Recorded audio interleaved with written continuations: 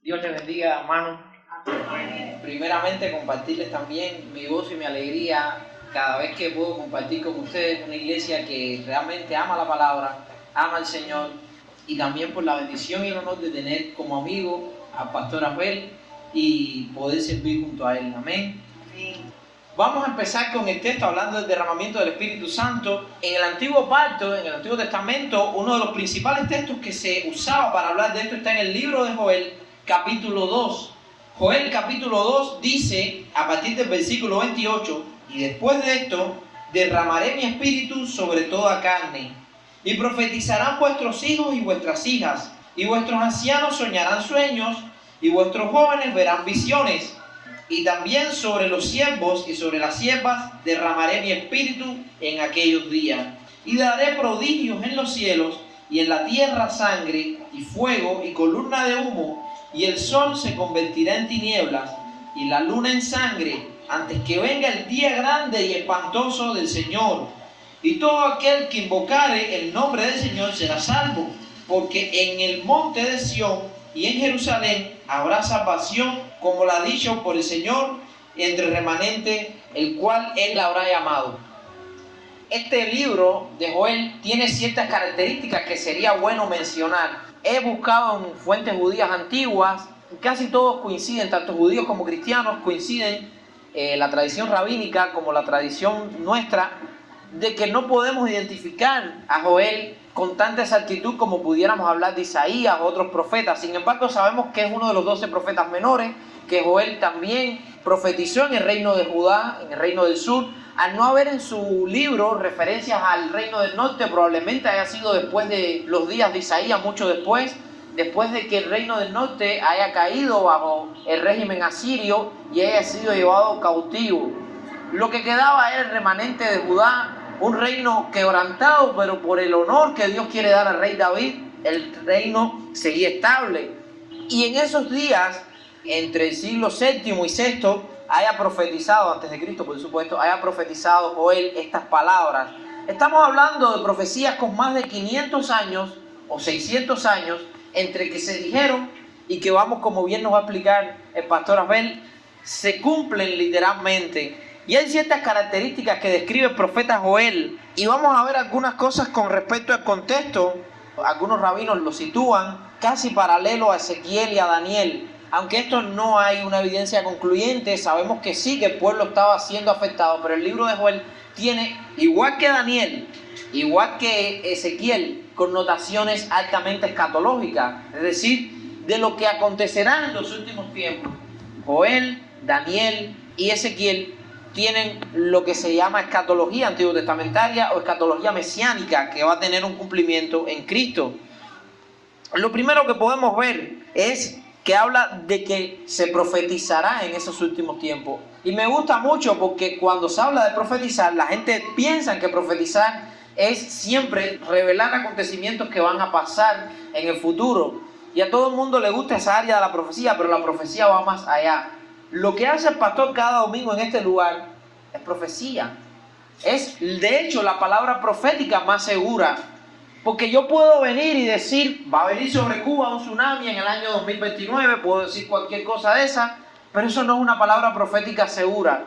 Sin embargo, cuando el pastor el domingo en la iglesia aplica lo que dice la palabra de Dios, esa es una palabra profética que sí o sí se va a cumplir. Entonces, la palabra Nabá, que se usa para profeta, tiene entre sus connotaciones primarias hablar, también puede ser cantar. Recuerden que muchos profetas lo hacían acompañado de un músico en el Antiguo Pacto. También significa inspiración o discurso, muy acorde a lo que estamos hablando. Cuando se predica, se está profetizando, pero se está profetizando la palabra de Dios. Otra palabra que se usa y es clave en este texto es la palabra sueños. Kahalam significa, a diferencia de lo que nosotros tenemos como sueños, de metas, algo que uno utópicamente imagina y quisiera tener, un anhelo.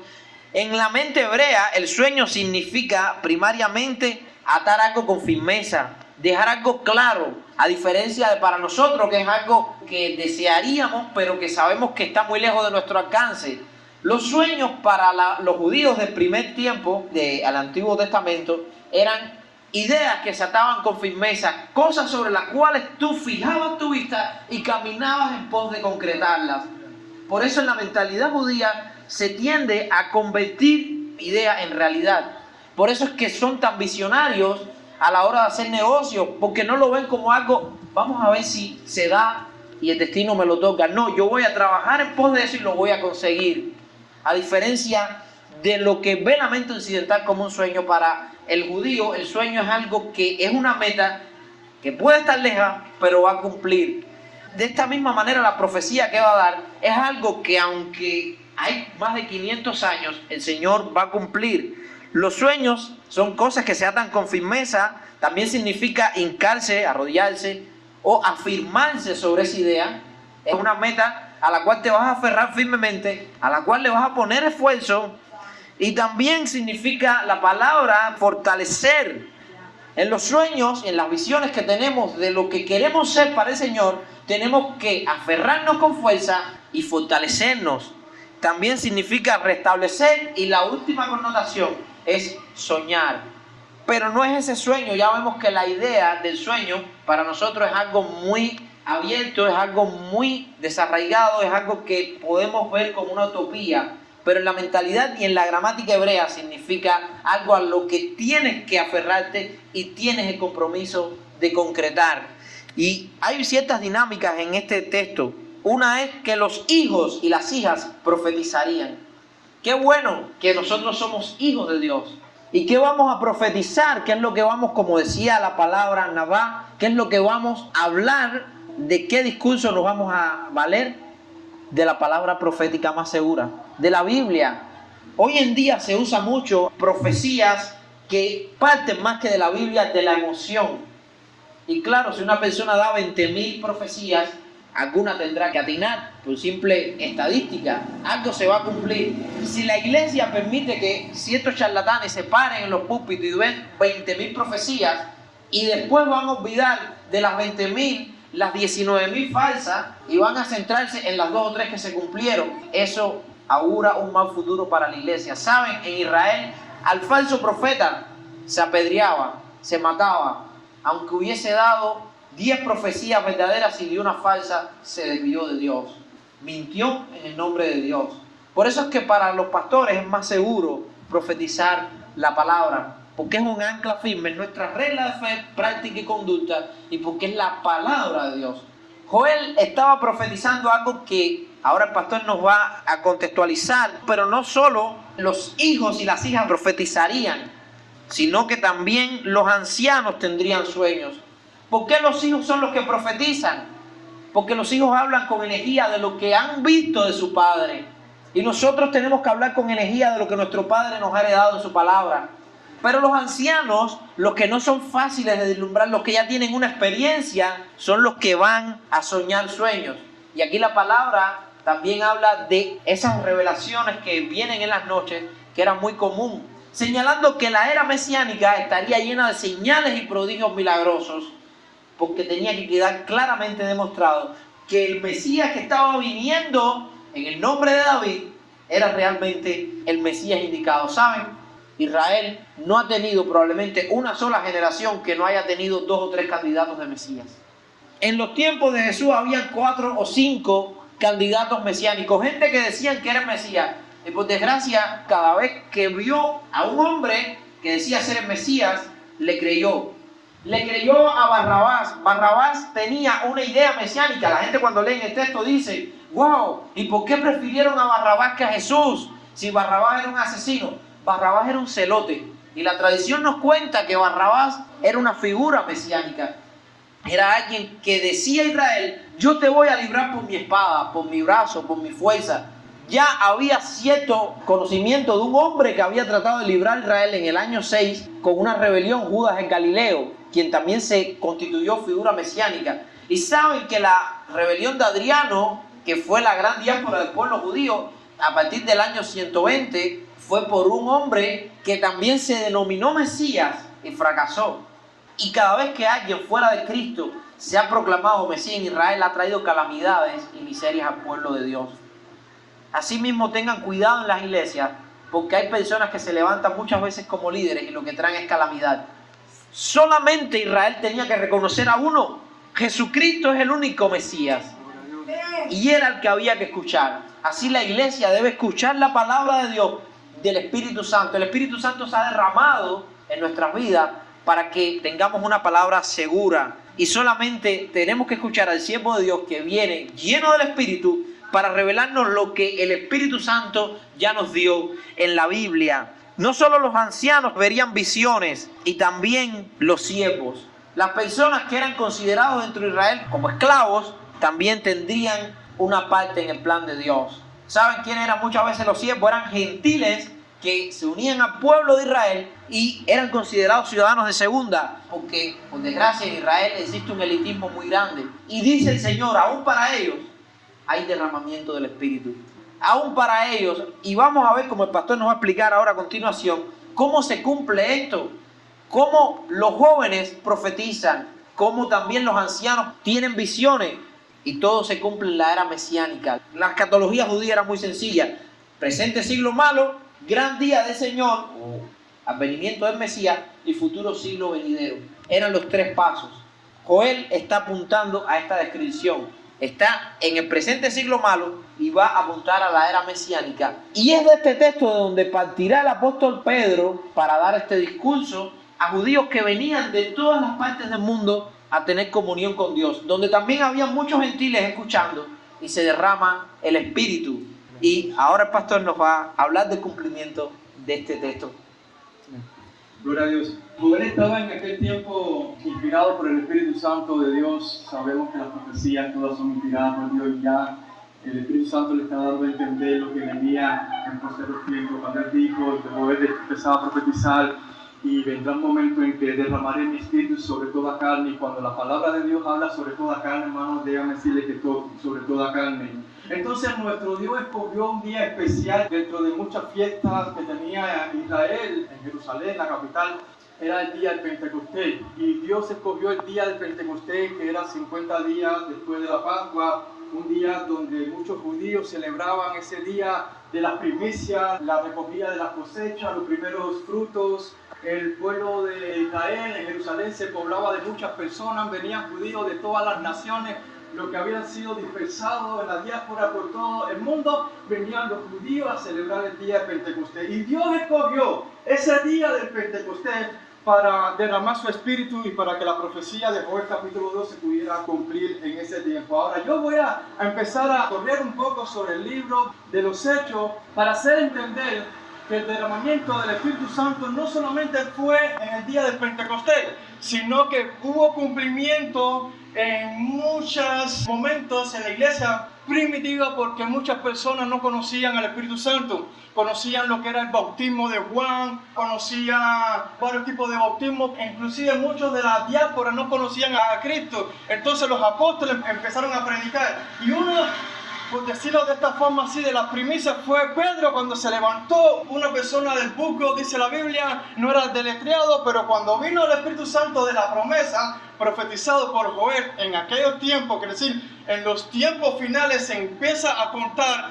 desde la era de la iglesia en adelante hasta donde estamos hoy presentes. El Espíritu Santo vino a la tierra en el día del Pentecostés. Cuando Cristo le dijo a sus discípulos, me voy, pero enviaré al Espíritu Santo, la cual va a estar con ustedes todos los días hasta el fin del mundo. Entonces Jesús empezó a dar las instrucciones a sus discípulos, porque era importante que la iglesia que se iba a formar en el siglo primero, era importante que la iglesia no se sintiera sola, sino que se sintiera protegido por un abogado, por un consolador. Consolador en el original significa paracleto, no significa simplemente un abogado, sino un abogado que va más allá. Porque un abogado siempre te va a defender cuando uno es acusado delante del juez. Pero ese abogado, el paracleto, te iba a defender no solamente delante del juez, sino si tú ibas a estar en tu casa, ahí iba a estar el paracleto. Si ibas a estar en el trabajo, ahí está el paracleto. Porque esa es la función del Espíritu Santo, estar con nosotros todos los días hasta el fin del mundo. Pero lo sorprendentemente que el cumplimiento de la profecía de Joel, siendo inspirado por Dios, vino en el día del Pentecostés. Estaban reunidos y déjame decirte, cada vez que existe un derramamiento en la Biblia hay evidencias externas, no simplemente internas, sino hay evidencia externa donde Dios hace visible el derramamiento del Espíritu Santo en los contextos históricos del Nuevo Testamento. Dice la Biblia, y la Biblia lo apoya en Hechos capítulo 2, que de repente vino un viento recio en la cual soplaba sobre donde estaban los discípulos sentados, así más o menos parecido donde estaban ustedes. Estaban buscando la promesa, estaban esperando la promesa, estaban esperando el cumplimiento de que Jesús le había dicho y el cumplimiento de lo que se había dicho en Joel capítulo 2, y estaban ahí, estaban unánimes perseverando, y de repente vino un viento en la cual estaban sentados y fueron asentados sobre cada uno un tipo de llama, así fueron bautizados, el Espíritu Santo fue derramado sobre cada uno. Y la evidencia concreta era que había una manifestación externa, no una manifestación interna solamente, sino en lo externo, donde se escuchaban los judíos de todas las naciones que estaban reunidos en esa fiesta, lo escuchaban a ellos hablar en lenguas, en lenguajes de distintas ciudades, aldeas, y la gente se quedaron maravillada. Es decir que cuando hay un derramamiento del Espíritu Santo, para que nadie se asombre cuando hay una manifestación de algo sobrenatural de Dios, porque en cuanto a la teología hay muchos modos de interpretar estas cosas, pero la Biblia es muy clara tocante a este aspecto, una manifestación externa donde evidencia que algo está ocurriendo, algo está transformando el ambiente, algo está cambiando. Pedro era un agente del Burgos, en ese momento recibió el denuedo de Dios, porque el Espíritu Santo cuando viene sobre una persona te capacita. Aun cuando ustedes digan, yo no sé hacer esto, yo no tengo nivel de escolaridad, pero cuando el Espíritu Santo viene, es derramado sobre una persona o sobre un grupo, ahí viene la manifestación, ahí viene el denuedo, ahí viene la capacitación del Espíritu Santo. Ahora, no solamente fue en el día del Pentecostés, sino también en Hechos capítulo 8 vemos cómo el Espíritu Santo es derramado en Samaria. Samaria no era la parte de los judíos, Samaria quedaba después los judíos, y vimos que se levantó un evangelista llamado Felipe que conocía a Cristo y empezó a predicar a Cristo en Samaria. Eso pasó después del derramamiento del Espíritu Santo, y vemos a Felipe predicando a Cristo, y vemos a Felipe bautizando en agua a los que estaban siendo instruidos o aceptando el mensaje de Felipe en Samaria. Cuando los apóstoles de Jerusalén vieron que en Samaria se estaba predicando el evangelio de Jesucristo, mandaron a Pedro y mandaron a Juan. Pedro y Juan fueron corriendo para allá para saber qué es lo que estaba aconteciendo, y ahí empezaron Pedro y Juan imponiendo las manos, y cuando eran impuestas las manos venía el Espíritu Santo sobre los que estaban en Samaria, con la evidencia, dice la Biblia en Hechos capítulo 8, que empezaban a hablar en lengua, empezaban a profetizar. Era la evidencia, los resultados que algo estaba sucediendo. Así que cuando algo sucede en tu vida y en mi vida, que hay una evidencia que nosotros no podemos explicar, aunque explícitamente en Hechos capítulo 8 no dice que estaban hablando explícitamente en lengua, pero cuando miramos el contexto histórico de la iglesia primitiva, cada vez que venía un derramamiento del Espíritu Santo, algo empezaba a suceder en el ambiente. Por ejemplo, en Hechos capítulo 19 vemos también cómo el apóstol Pablo estaba predicando en Éfeso, y ahí en esta ciudad había muchas personas que habían escuchado hablar de Jesús, pero que ahí en esa parte en Éfeso se bautizaban la gente también en agua.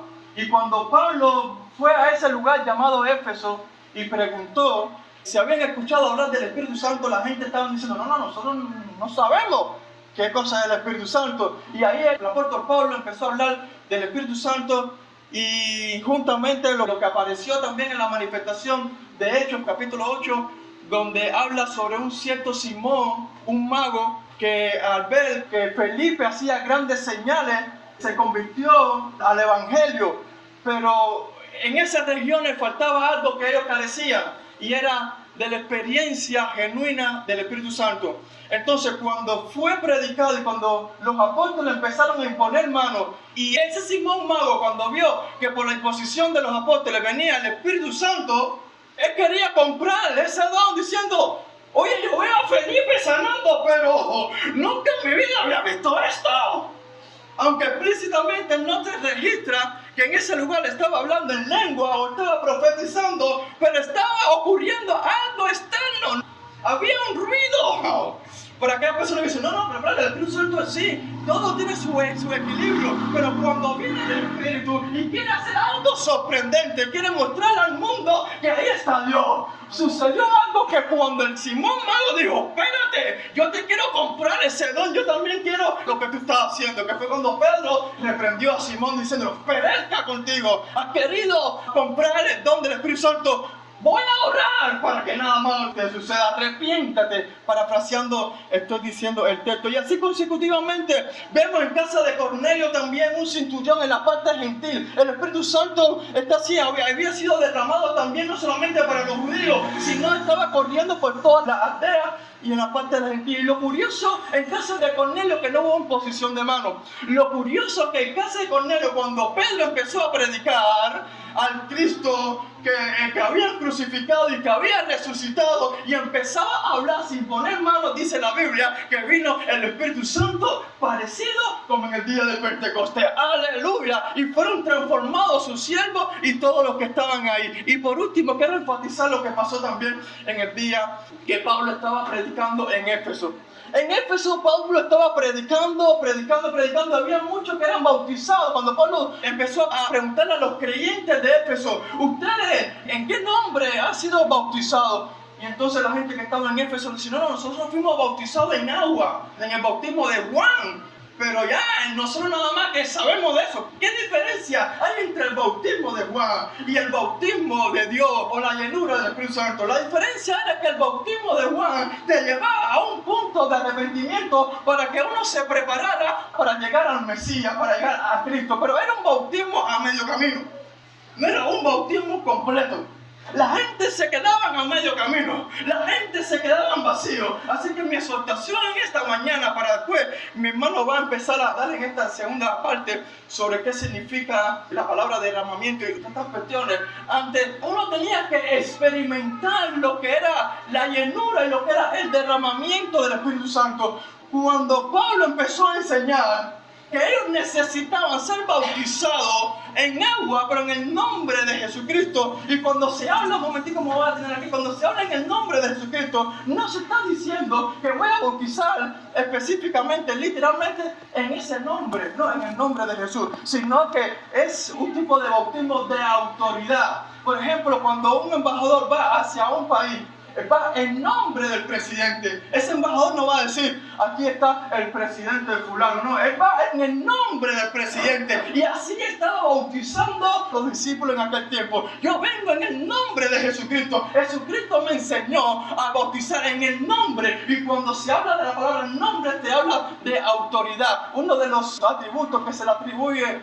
no sé si se puede decir, a los nombres de Jesús, es de que Dios es celoso. Una vez se dice, ¿cuál es el nombre de Dios? Mi nombre es celoso. Quiere decir que viene la autoridad. El nombre habla de autoridad. Y fueron bautizados en Éfeso en el nombre de Jesús. Y cuando fueron bautizados en el nombre de Jesús, dice la Biblia que vino el Espíritu Santo sobre Éfeso y empezaron a profetizar. Vino el Espíritu Santo, se derramó el Espíritu Santo en Éfeso y ellos empezaron a hablar en lengua, así lo dice, empezaron a profetizar y empezaron a hablar las maravillas de Dios. Cuando hay un derramamiento del Espíritu Santo, hay muchas cosas externas. Así que cuando usted sienta algo externo, no se limite. ¿Por qué? Porque es una evidencia de que ahí está el poder de Dios. Ahora nuestro hermano Willy va cantando el derramamiento, lo que es la parte de significado.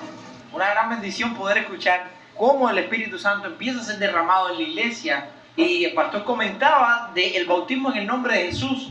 En la tradición judía se recoge que por lo menos en los tiempos de Jesús había varios tipos de bautismo.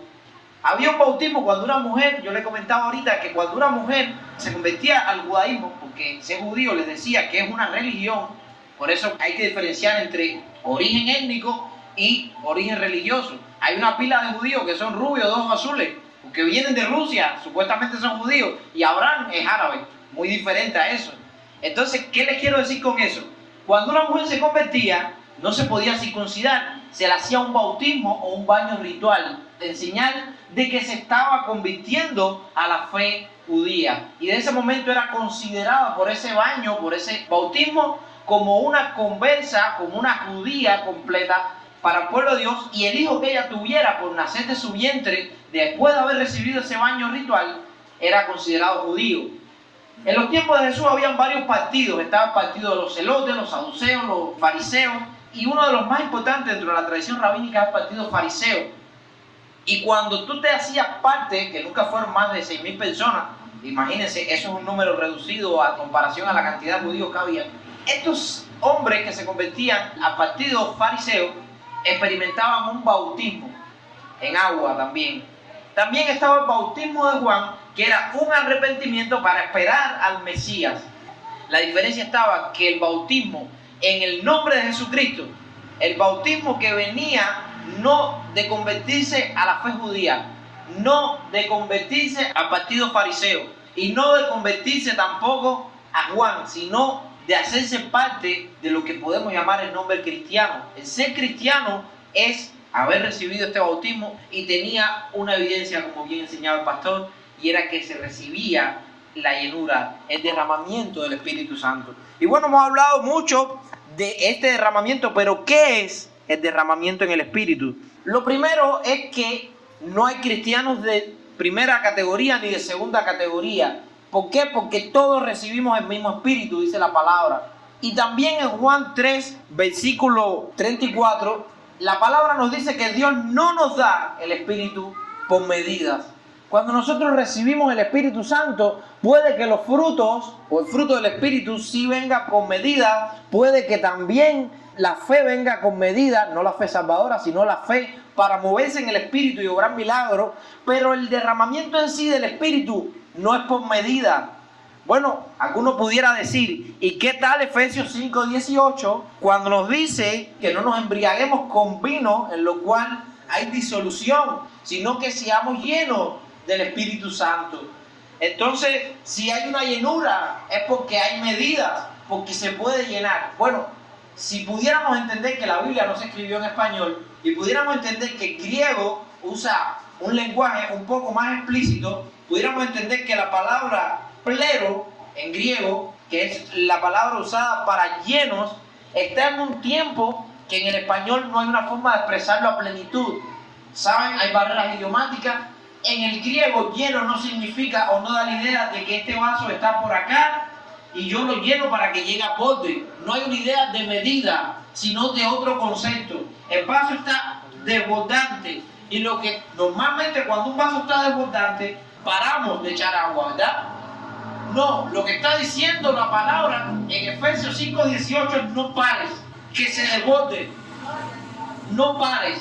Aunque te parece que se está desperdiciando, no, el Espíritu Santo no es esa fuente que tanta necesidad tenemos hoy en Cuba, que estamos teniendo escasez con el agua. No, el Espíritu Santo no se acaba, no se gasta, no tiene medida. Puedes derrocharlo, puedes seguir siendo lleno, o más bien permanece desbordante, es una mejor traducción.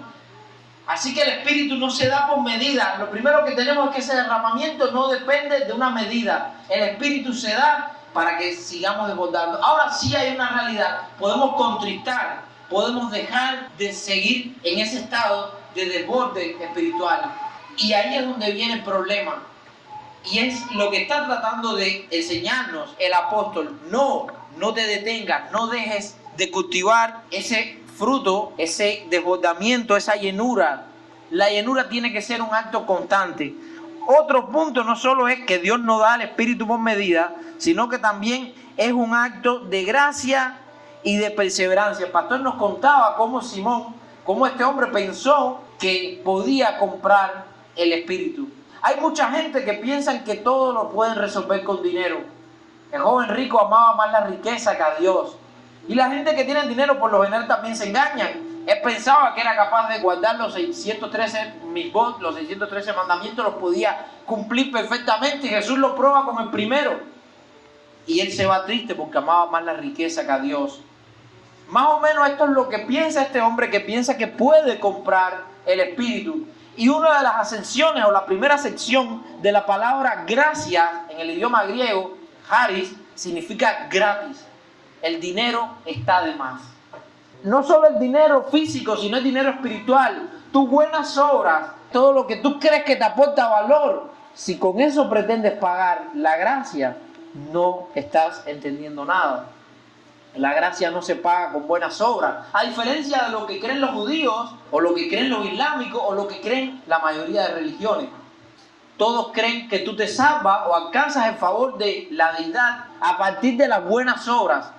El cristiano rompe este esquema. Es el primero y probablemente el único en decirte: tus buenas obras son trapos de inmundicia, no valen nada.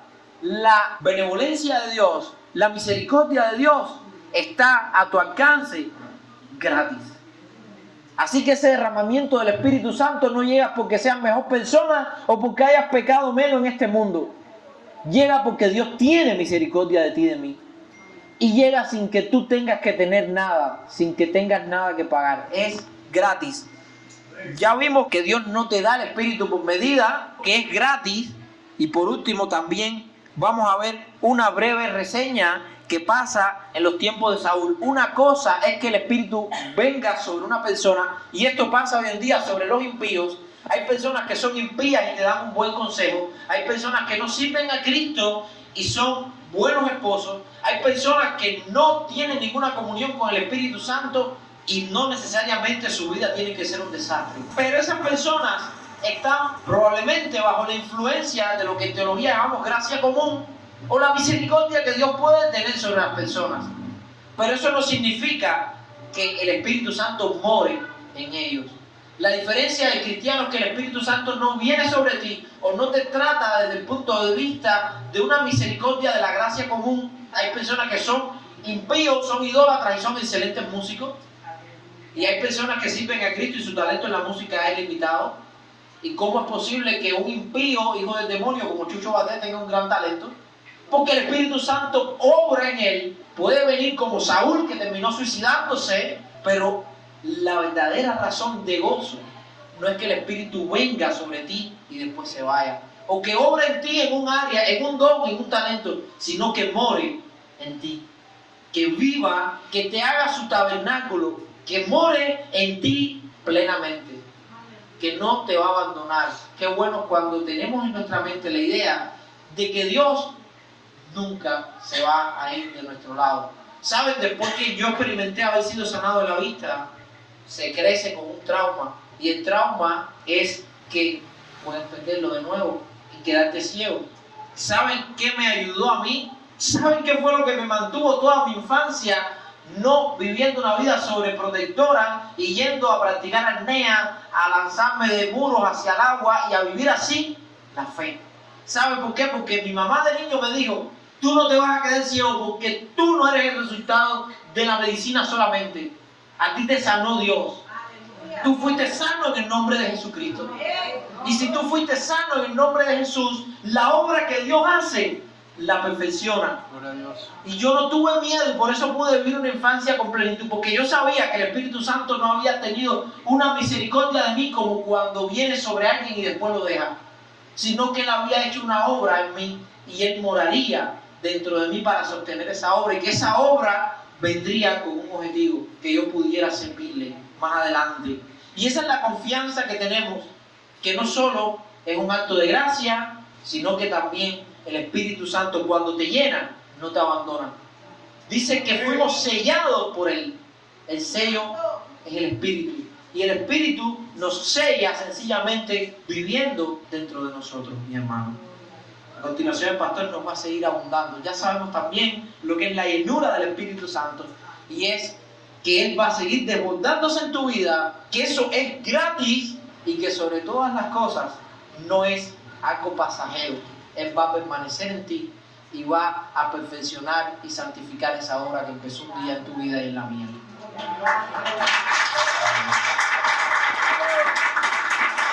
Amén. Como el hermano decía, la palabra clero en el original se escribe así, en las 4 presenta repleto, desbordante. Imagínense, a veces como yo, a veces cuando me como mi plato de arroz frijoles, me siento ahí, mi pueblo sabe que yo no me conformo con un plato de arroz, con un plato y una más. Necesito estar lleno, repleto, rebosando, que cuando no doy más que ya mi barriga está por explotar, tengo que acudir a otras cosas para poder vaciarme un poco. Imagínense, hermano, este cumplimiento también nuestro Señor Jesús. Nuestro Señor Jesús, esta parte de derramar Dios su Espíritu sobre nuestro Señor Jesucristo, porque Él cuando vino a este mundo fue en forma de humano y en su humanidad Él necesitaba esa llenura, ese complemento que se podía perfeccionarse antes de ir a la tarea, al ministerio. Él necesitaba el complemento de la llenura del Espíritu Santo. Y vemos allí que en Mateo capítulo 3, lo vemos también en Juan capítulo 1, donde cuando Cristo estaba siendo bautizado, vino el Espíritu Santo y, como decíamos ahorita, en forma visible. Había algo que tenía que impactar a la humanidad cuando venía el Espíritu Santo. Era Dios haciendo visible: aquí está esta persona que yo quiero que muchas personas reciban. Entonces dice la Biblia que cuando Cristo fue bautizado por su primo Juan, vino, se abrió el cielo y se escuchaba la voz del Padre, donde vino el Espíritu Santo y se descendió en forma de paloma. No quiere decir que sea una paloma, sino que se manifestó de esa forma y vino sobre Jesús. Y ahí hay una representación de un derramamiento de la unción del Espíritu sobre Jesús. Era necesario que Jesús recibiera esa llenura para poder enfrentar su vida ministerial, la cual iba a enfrentar en sus 3 años que Él pasó sobre esta tierra. Era un texto también cumplido, profetizado por Isaías capítulo 6, donde el profeta Isaías era prefigura a lo que iba a acontecer. El profeta Isaías decía: el Espíritu de Dios, el Espíritu del Señor está sobre mí. Y ahí Jesús empezó a decir, cuando Él estaba en la sinagoga, sentado con los judíos, y dio el rollo de Isaías y empezó a leer Isaías capítulo 6. Y todo lo que decía Isaías capítulo 6 era una prefigura que se iba a cumplir en Cristo. Amén. Entonces Él empezó a leer este rollo, decía el Espíritu. Era como que Isaías se sentía ungido por el mismo Espíritu Santo, experimentó lo que iba a experimentar Jesús cuando viniera. Por eso Isaías decía: el Espíritu de Jehová está sobre mí. Y entonces, una de las cuales el Espíritu Santo iba a venir o vino sobre Jesús, era para prepararlo para el ministerio. Y había varias fases que más adelante les voy a estar diciendo. Por ejemplo, Jesús necesitaba de ese derramamiento. No era un simple: vaya, coge, tómate esta agua por la mitad. No, Él necesitaba a plenitud. Necesitaba a plenitud, de abundante, rebosante, de las muchas acepciones de lo que representa la palabra pleno, derramamiento, ser lleno en aquel tiempo, donde dice la Biblia que después, cuando Jesús fue lleno, eso lo dice en Lucas capítulo 4 versículo 1, donde dice: Jesús, cuando fue lleno del Espíritu Santo, fue movido al Jordán y fue llevado por el Espíritu al desierto. Es necesario, hermano, que pasemos el desierto, pero lo pasemos lleno. Es necesario no quedarnos vacíos, porque si pasamos el desierto sin ser llenos del Espíritu Santo, va a venir grandes derrotas. Pero si pasamos el desierto siendo llenos del Espíritu Santo, vamos a experimentar las grandes victorias. ¿Sabe por qué? Porque el Espíritu Santo no te va a dejar caído. Si caes, Él te va a levantar. ¡Aleluya! Así como Jesús lo había experimentado, Jesús permaneció firme. ¿Por qué? Porque era lleno del Espíritu Santo. Vemos no solamente la parte de la tentación en que Él fue lleno, sino que esa llenura era necesaria para, no decir la palabra imprescindible, tocante a la autoridad que ejercía Jesús. Si tu autoridad es basada por lo que el Espíritu te da, déjame decirte, hay muy buenos resultados. Pero si no hay una llenura del Espíritu Santo y vas a contar leyendas y vas a contar cuentos, déjame decirle que vas a pasar por simplemente historia, fábula, y vas a leer la Biblia como una historia o como una fábula. Pero cuando alguien es lleno y es experimentado y experimenta la llenura del Espíritu Santo, déjame decirte, vas a tener tu proclamación cuando vas a hablar del Señor, vas a subir muchos resultados, así como sucedió en Jesús. ¿Qué había en Jesús? Cuando Él proclamaba la palabra, la misión, lleno del Espíritu Santo, había liberación. Número 1, liberación. Dígase usted a sí mismo, no le diga a su hermano, porque esto es lo personal. A mí no me gusta cuando un predicador diga: dígale a su hermano. No, yo no tengo que decirle al hermano nada, y si el hermano no le gusta lo que él va a decir, dígase a sí mismo. Aleluya, debe de haber liberación cuando yo hable la palabra del Señor, si soy lleno del Espíritu Santo. Había sanidad. Jesús fue el hombre que más sanó en la historia, y él anunciaba las buenas nuevas por la unción del Espíritu Santo. ¿Por qué transformaba y había muchos trastornos? Porque estaba la unción del Espíritu Santo. La unción provoca cosas buenas, pero la unción provoca que la gente se desentienda de ti. Así como estaba Pablo en Efesios predicando la palabra del Señor, dice la Biblia en Efesios, él se metía en la sinagoga y hablaba la palabra del Señor en la sinagoga, pero ahí se rebelaron contra él los judíos que estaban en la sinagoga y no te queremos, tú hablas blasfemia, y entonces se maldecían el camino de Pablo. ¿Qué hacía Pablo? Usted no me quiere escuchar, se apartaba de lo que lo maldecía. Entonces había un hombre llamado Tirano, donde este hombre, la Biblia no habla mucho sobre Tirano,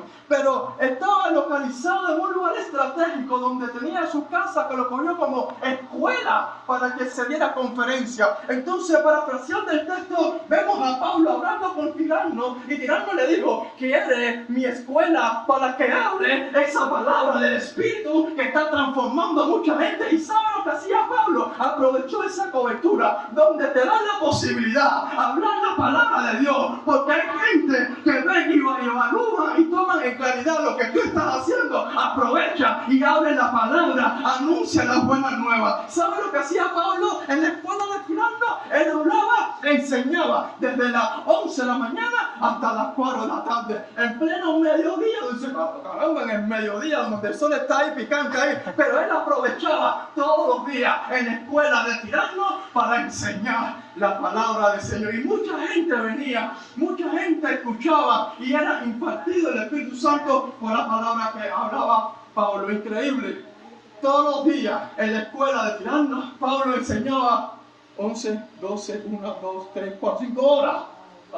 Gloria a Dios. 5 horas. Pablo aprovechaba la hora del mediodía, de que ya todos habían almorzado, y aprovechaba ese horario y decía: ven acá, que tengo algo para anunciarte, tengo algo para decirle. El Espíritu de Cristo está sobre este lugar. Y veía muchos resultados, se veía externamente. Cuando hay algo que no se ve externamente, la gente como que duda, pero cuando se hace visible el poder de Dios, la gente, aleluya, viene a los pies de Jesús. Así que mi exhortación, para pasarle a nuestro hermano Willy, que va a hablar ahora sobre el Evangelio, el derramamiento en el Evangelio, para que haya resultados siempre en lo que ustedes dicen. Es necesario, hermano querido del alma, que haya una llenura, un pleno, un repleto, algo manifestado, algo grande. Y es que el Espíritu, cuando viene sobre una persona, no solamente te llena para dar evangelio, predicar las buenas nuevas, para sanar, para liberar. Los endemoniados son manifestados porque dice la Biblia, Jesús dijo: yo no he hecho demonios por Beelzebú, no, sino por la autoridad y por el Espíritu. Jesús echaba fuera los demonios. Y dice la Biblia que el que resucitó a los muertos a Jesús fue el Espíritu Santo. En Romanos capítulo 8, versículo 11 dice: si el Espíritu de aquel que levantó a los muertos a Jesús mora en vosotros, el que levantó a Cristo Jesús de los muertos vivirá también en vuestros cuerpos mortales por su Espíritu. Así que tenemos el privilegio, tenemos la oportunidad para ignorar tanta belleza, tanta gracia, tanta chari en medio de nosotros. Tenemos ese privilegio, que es el Espíritu que actúa en Cristo, el Espíritu que fue quien resucitó a Cristo, resucitará en el día postrero nuestros cuerpos mortales. ¿Cuántos dicen gloria a Dios? Aleluya. Usted y yo tenemos la posibilidad, para no ignorarlo nunca, de tener ese Espíritu Santo a plenitud en nuestra vida. ¿Cuántos dicen amén? Amén. Yo quiero más de amén. A través del Evangelio también el Señor derrama de su Espíritu en nuestras vidas. Ya hemos hablado sobre las evidencias externas del derramamiento del Espíritu Santo. Hablaban en lengua, profetizaban, tenían visiones, podían predicar con denuedo el Evangelio, y habían transformaciones internas que son más importantes. Porque muchas veces las evidencias externas son para notar un cambio, para que los demás, los que están alrededor nuestro, puedan notar el cambio que hay. Pero las evidencias internas son las que nos benefician a nosotros. Y quisiera hablar del derramamiento ahora desde las evidencias también internas. Y esas son las aplicaciones de las verdades del Evangelio de Cristo en nuestras vidas. Una de las primeras evidencias es que dice Juan 16 que el Espíritu Santo está para convencernos de pecado, de justicia y de juicio. De pecado porque nosotros, los seres humanos, tenemos una idea de que somos más buenos de lo que realmente somos. El ser humano no se constituye como pecador. Tú puedes ver en la calle y preguntarle a las personas si se catalogarían como buenos o malos. Y casi todo el mundo está convencido dentro de él que él es una persona buena. Incluso tú puedes ir a los centros penales y aún los presos están convencidos de que son buenos, que están ahí por un error. Y aún esas personas que no pueden justificarse, que hicieron cosas aberrantes, encuentran un consuelo en que sí, no voy a negar que yo hice una atrocidad, pero por lo menos no soy como, y buscan uno peor que él. Y me imagino que llegue el momento que el más malo de todos sea Judas, o por lo menos no soy como el diablo o como Judas. Siempre el ser humano va a buscar, y yo creo que una de las características del hombre es la capacidad de justificarse. ¿Saben? Son mucha la gente que siempre buscan excusas. Yo estaba hablando los otros días con una persona como es fácil encontrar culpables. No solo como es fácil encontrar culpables, sino como es fácil señalar los errores ajenos. Lo que pasa es que es muy difícil encontrar personas que sean autocríticos. Sin embargo, una de las primeras obras que hace el Espíritu Santo es convencernos a nosotros de que somos pecadores. ¿Por qué? Porque Él no va a poder trabajar en una persona que no se constituye o no tiene una idea de sí mismo con cordura. No pienses ni más ni menos de ti. Cuando usted va a un médico y el médico tiene que darle una noticia de que tiene una enfermedad, él lo primero que hace es convencerle de lo que tiene y de la gravedad. Tienes tal enfermedad, mira aquí las pruebas, mira el análisis de sangre, mira el análisis el análisis. Esa enfermedad que tienes no solo es mala, sino que es terrible. Mira aquí este análisis, mira esta evidencia, mira esta evidencia. Y esa enfermedad, si no te operas, te va a terminar matando. Mira las evidencias acá. Y por eso es que tú vas y te operas. Si el médico te dice, ¿sabes qué? Tienes una enfermedad, pero no te preocupes, todo el mundo tiene algo. Tú no vas a entender la gravedad de lo que tienes. Bueno, el Espíritu Santo hace lo mismo, tiene que convencernos de que somos pecadores. Y que no es que el pecado nos va a matar, es que el pecado ya nos mató. Para el Señor usar de su poder para resucitarnos de la muerte espiritual, primero lo que hace es convencernos, hacernos conscientes de que ya estamos muertos. Y que solo la gracia de Él puede resucitarnos. Luego de convencernos de pecado, nos convence de justicia. Mira, estás muerto en pecado. Y lo mejor que tiene esto es que nada de tus obras, nada de lo que tú crees que te hace ser digno candidato para recibir el tratamiento de regeneración que puede salvar tu vida, nada de eso es un salario que acepte el Señor. No es justo que Dios nos salve. Miren, que Cristo haya muerto en la cruz, que el Padre haya derramado su ira eterna sobre el Hijo Santo en lugar del hombre pecador, no es algo justo.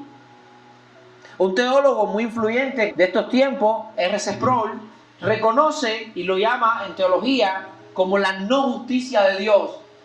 Porque esta misericordia derramada en la cruz no es un acto justo. No fue justo con Jesús llevar nuestro castigo. Ni es justo con nosotros que llevemos su misericordia. Eso no es justo. Lo que movió a Cristo en la cruz fue la misericordia. Y lo que hace que esos beneficios sean puestos a nuestra cuenta también es un acto de misericordia.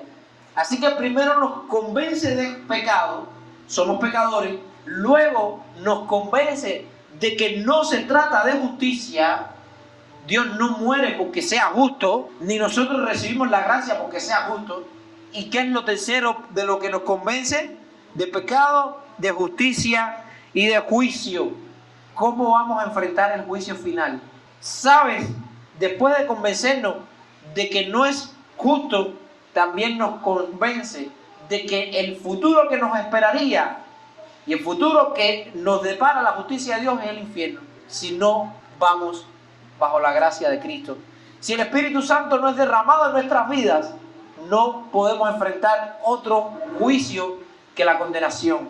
Por eso, para el Espíritu Santo ser derramado, primero tiene que despertarnos de la muerte y convencernos de pecado, de justicia y de juicio. Estos son aplicaciones internas evidencias internas de que el Espíritu Santo ha sido derramado. Cuando alguien te dice, no, pero qué bueno eres tú, y tú dices, si tú supieras, nosotros no somos buenos. Oye, qué bueno fue Dios, que aún no siendo justo yo, Él murió por mí. Y qué bueno es el Señor y misericordioso, que mereciendo yo el infierno, me va a llevar a su gloria. Una segunda aplicación es como la palabra es aplicada. Ya vimos Juan 16, ahora en Juan 17 Jesús ora y se prepara para la muerte en Getsemaní. Y en su oración le dice, Señor, Padre, santifícalos en tu verdad, tu palabra en la verdad. Y es el Espíritu Santo quien guió, como decía el pastor, a Cristo al desierto, quien le lleva también a combatir al diablo en Mateo 4 y Lucas 4, con la misma Biblia, los ataques del diablo.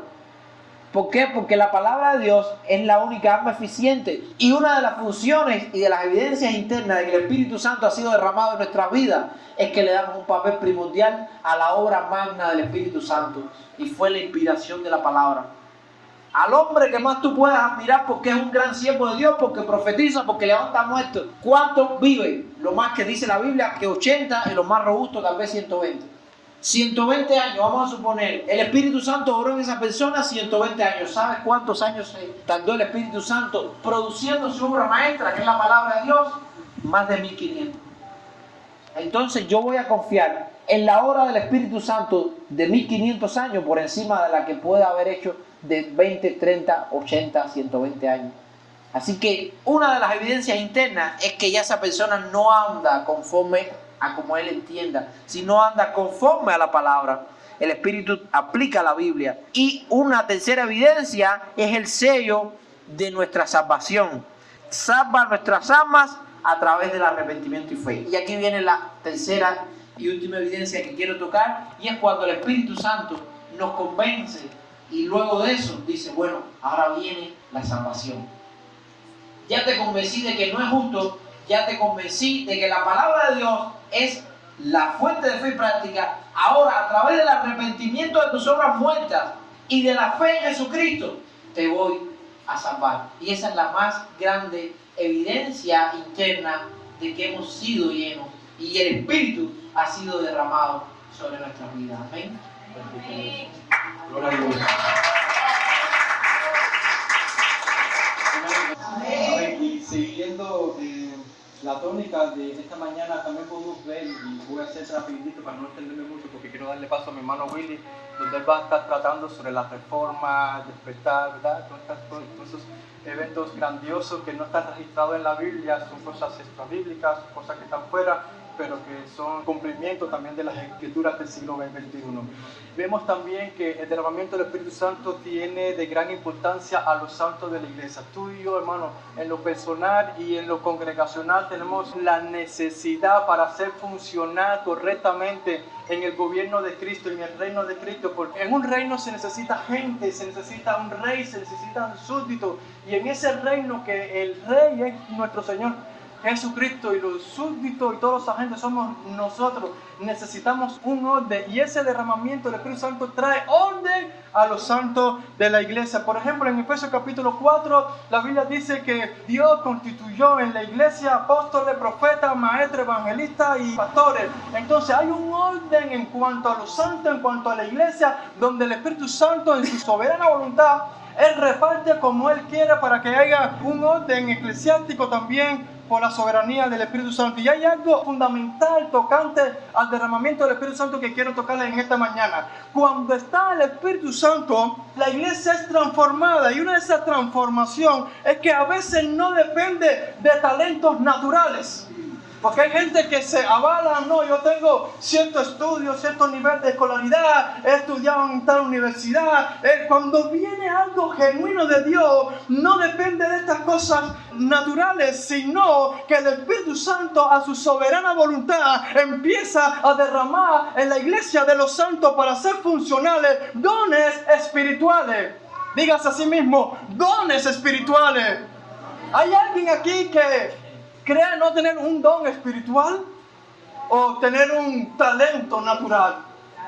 son necesarios pegarse al Espíritu Santo para que Él empiece a ministrar a cada uno para recibir un don espiritual, porque el reino de Dios no se sostiene con talentos naturales.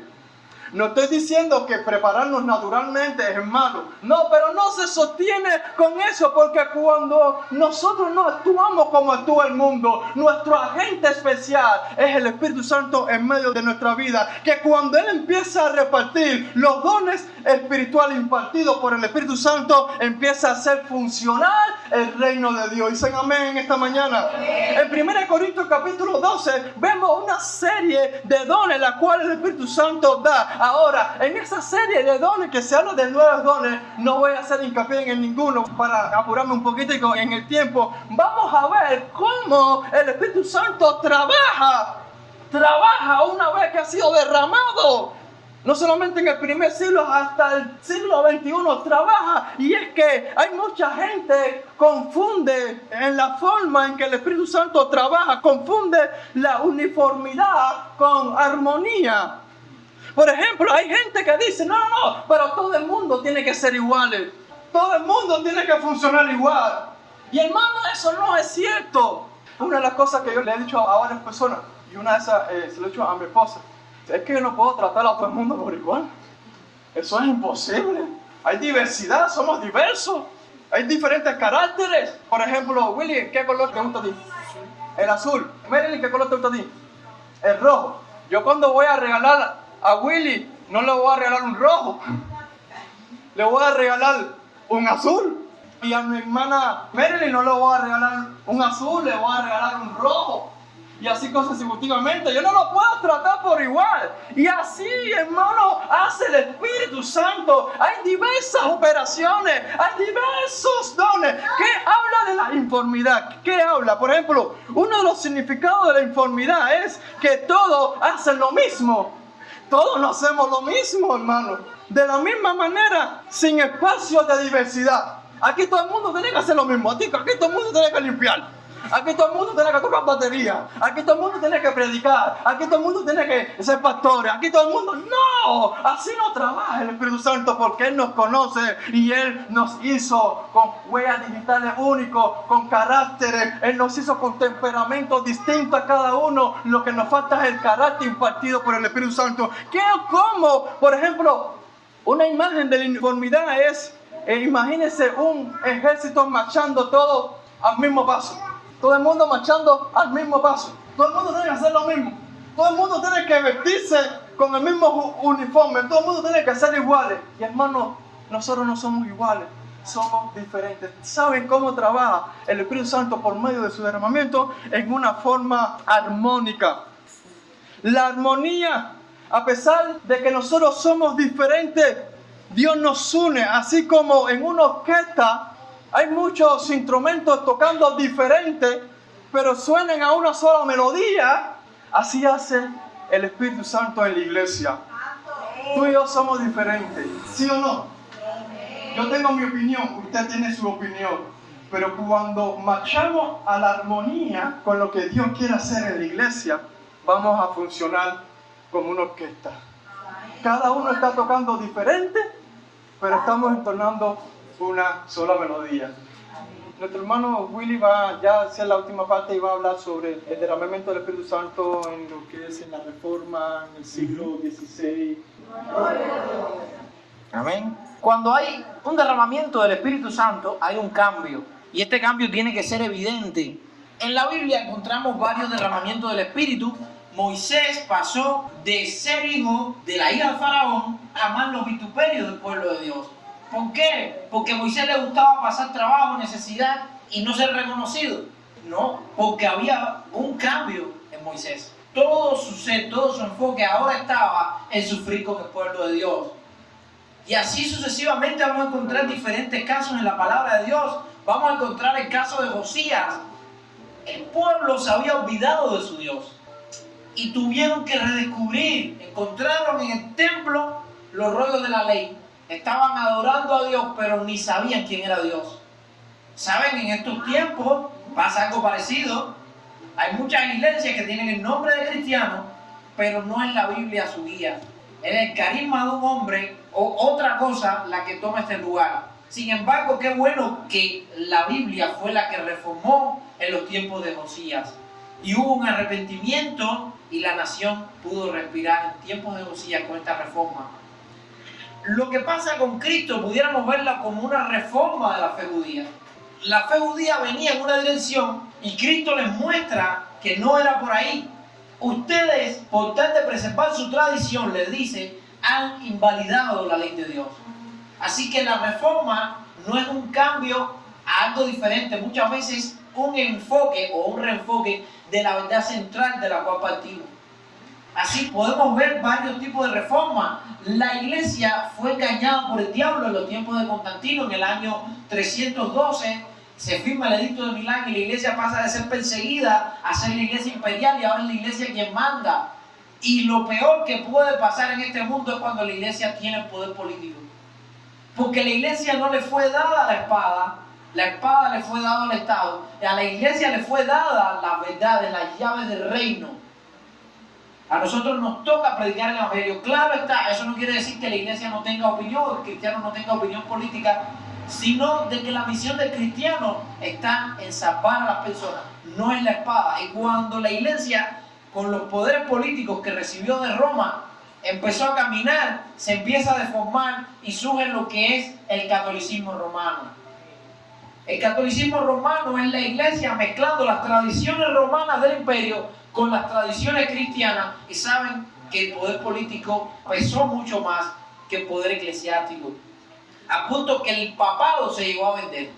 Ser el líder de la iglesia tenía un precio, y se levantaron hombres que fueron voces que retumbaron, hombres como Jerónimo Savonarola, hombres como Juan Hus, como John Wycliffe y como el mismo Martín Lutero, que en el 1517 dijo: esto no aguanta más. Y similar a este, digo, si perezco que perezca, mi conciencia está atada, dice Martín Lutero ante la dieta de Worms, mi conciencia está atada a la palabra de Dios y no puedo ir en contra de la conciencia porque no es seguro ni en contra de la palabra. Así que no puedo ni quiero retratarme, que Dios tenga misericordia de mí. Y así comenzó la reforma protestante en el siglo XVI. Y gracias a que un hombre se paró en la brecha y dijo no a la degeneración, no a la pudrición que estaba cometiéndose en Roma, que tenían hasta prostíbulos para clérigos.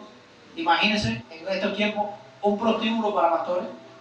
A ese punto de degeneración llegó la iglesia romana. Lutero se paró en la brecha y dijo: no es por ahí. Ese no fue el ejemplo que dio Cristo para su pueblo. Ese no fue el ejemplo por el que murieron tantos mártires en la arena del circo romano. Ese no fue el ejemplo por el que Juan Hus dio su vida y tantos otros. Y viene la reforma protestante. Luego la iglesia tuvo otra reforma en tiempos de Jonathan Edwards y John Wesley. Wesley, Whitefield, Edwards fueron personas que Dios usó cuando la iglesia se volvió a corromper. Predicadores como Charles Spurgeon y tantos otros redimensionaron, vamos a decir, este legado. Y posteriormente el movimiento pentecostal trae una reforma hacia volvernos a los dones del Espíritu, al derramamiento del Espíritu y los dones manifiestos. ¿Saben qué? Esa reforma que empezó en la calle Azusa, esa reforma que dio origen al Pentecostés, así como el pastor nos estaba enseñando que la primera reforma empezó 50 días después de la Pascua en el Pentecostés y fue repartido el Espíritu Santo. Nuevamente hay un Pentecostés y vuelve nuevamente los dones del Espíritu. Pero ¿saben qué está pasando un siglo casi después? Bueno, algo terrible. Esa libertad y esa fuerza se está convirtiendo en un libertinaje. Y muchas veces de nuestras iglesias pentecostales están saliendo movimientos heréticos porque por el mover del Espíritu Santo se están olvidando de la centralidad de la Biblia. Y por eso hoy es más común ver en las iglesias que tenga más popularidad un hombre que dice que va a orar por ti y vas a sudar oro que una exposición de la palabra de Dios. ¿Saben cuál es el llamado que hacemos nuevamente? De hecho, la idea original del pastor fuera que diéramos un estudio sobre la reforma que produce el Espíritu Santo. El llamamiento de hoy es que nuevamente la iglesia tiene que reformarse. Y tenemos que poner los dones del Espíritu y estas cosas milagrosas que son necesarias en un lugar. y la centralidad de la palabra también. Y por eso es que amo tanto esta iglesia, porque esta iglesia se mueve en alegría, deja que el Espíritu Santo les guíe, pero también les agrada recibir la enseñanza de la palabra de Dios. Y por eso nos alegramos tanto en predicar en este lugar. Mi hermano, vamos nuevamente, y es mi exhortación final, a volver a la reforma. Vamos a reformar nuestra vida. No quiero decir, como hacen muchos predicadores de hoy en día, que volver a la reforma es volver a Calvino, volver a Lutero. No es volver al siglo XVI. Es volver al espíritu que inquietó a esos reformadores en el siglo XVI a hacer lo mismo en nuestros días, y es volvernos a la palabra de Dios. Vamos a reformar nuestras vidas, pero desde la palabra, no desde las emociones. Hoy en la iglesia se vive el culto a lo emotivo. Hoy lo que hay es sensacionalismo, y es lo que yo siento, lo que experimento. Pero eso no es malo, experimentar. Pero qué bueno sería que experimentáramos desde la palabra. Me gozaré y cantaré, pero también con el entendimiento. Busquemos el entendimiento en la palabra de Dios. Es mi exhortación final. Y ahora el pastor nos hace esa tan necesaria exhortación final como pastor y líder de este lugar que tanta falta nos hace. Amén. Amén.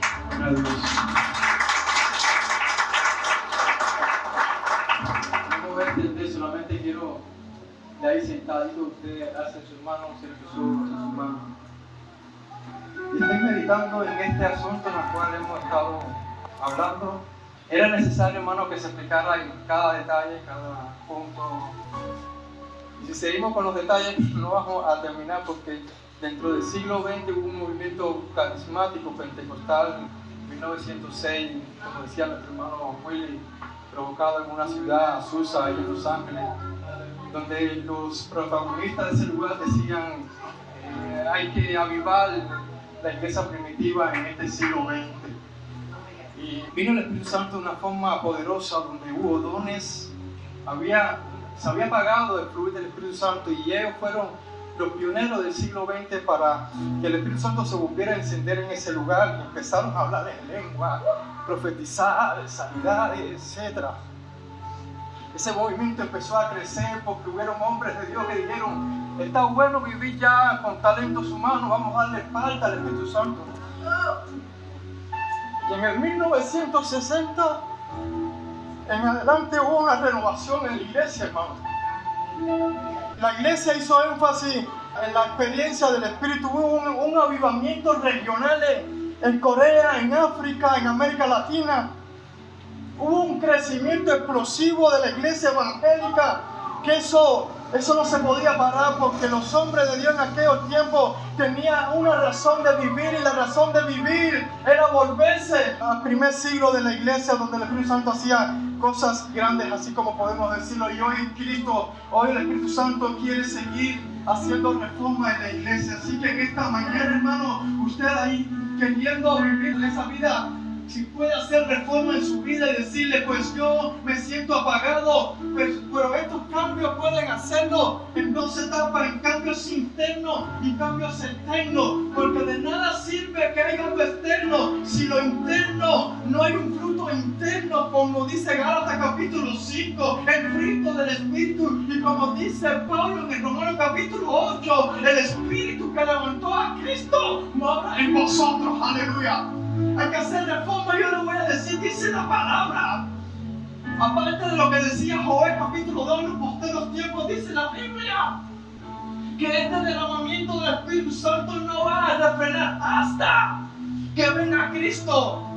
Que venga Cristo, aleluya, para establecer su reinado en la tierra. Dice la Biblia, aleluya, que será predicado este evangelio de poder, aleluya, y habrá señales. ¿Qué está haciendo la iglesia? La iglesia debe de reformarse, debe de recapacitar y decir: ¿qué estoy haciendo? Estoy dormido, aleluya. Por lo cual dice el pueblo en la Escritura: despiértate, tú que duermes, y levántate de los muertos, para que Cristo pueda alumbrar en tu vida, aleluya. Iglesia necesita ser reformado, necesita ser restaurado, necesita un despertar, así como hubieron estos muchos hombres de Dios. En el siglo XVI hubieron hombres como Martín Lutero, Juan Calvino y muchos reformadores que decían: espérate, que estamos en un camino mal, hay que reformar, hay que volverse a las sendas antiguas. Iglesias, aleluya, no dejen que la modernidad de estos tiempos pueda cambiar el rumbo del Espíritu, sino permanezcamos, ser genuinos, aleluya, lo que el Espíritu quiere hacer en tu vida, lo que el Espíritu quiere hacer en mi vida, aleluya. Así que en esta mañana levanta tus manos y dile al Señor: Señor, aleluya, voy a empezar a hacer reforma en mi vida, voy a empezar, aleluya, a hacer cambios en mi vida, voy a empezar a ir a las sendas antiguas, aleluya.